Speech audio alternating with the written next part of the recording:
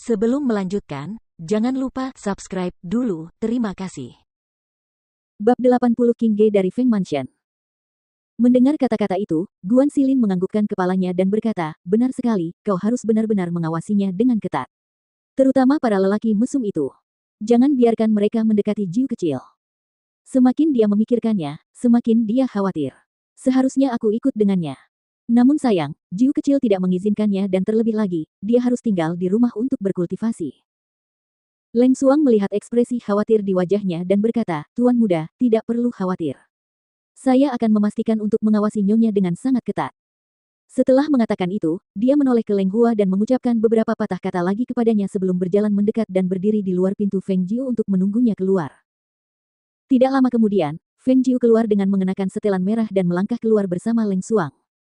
Mereka naik ke kereta kuda dan Feng Jiu berkata kepada dua orang yang datang mengantar mereka di pintu, kita pergi sekarang. Masuklah kembali. Hati-hati di jalan, kata Guan Xilin. Sebenarnya, dari sini ke Biara Bunga Persik, hanya sekitar 4 jam perjalanan dengan kereta kuda dan dia bertingkah seolah-olah mereka akan pergi jauh, terus-menerus mengingatkan mereka dengan cemas seperti induk ayam tua. Feng Jiu menurunkan tirai jendela dan Leng Xuang yang duduk di luar meminta kusir untuk pergi dan mereka pun berangkat menuju Biara Bunga Persik. Pada saat yang sama, kediaman Feng, pengadilan bulan sabit. Ge kecil, apakah kamu sudah siap?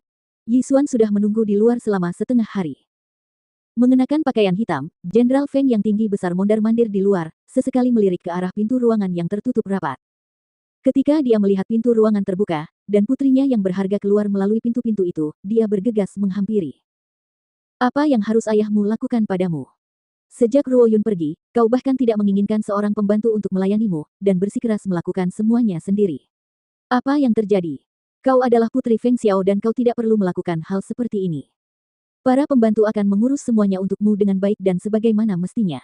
Dengarkan ayahmu.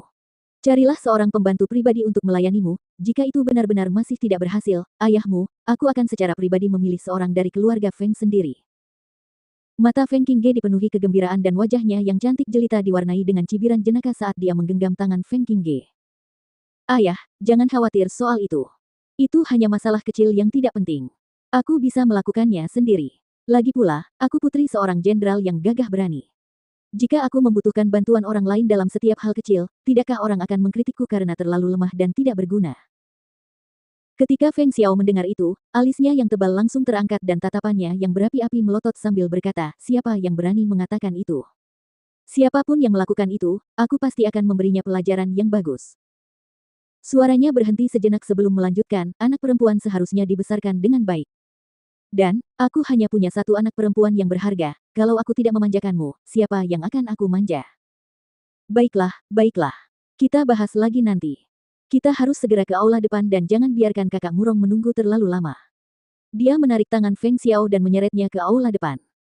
Jadi kau sadar bahwa kau telah membuatnya menunggu. Kalau begitu cepatlah cari pembantu pribadi saat kau kembali sehingga dia dapat membantumu dengan beberapa hal untuk menghemat banyak waktumu.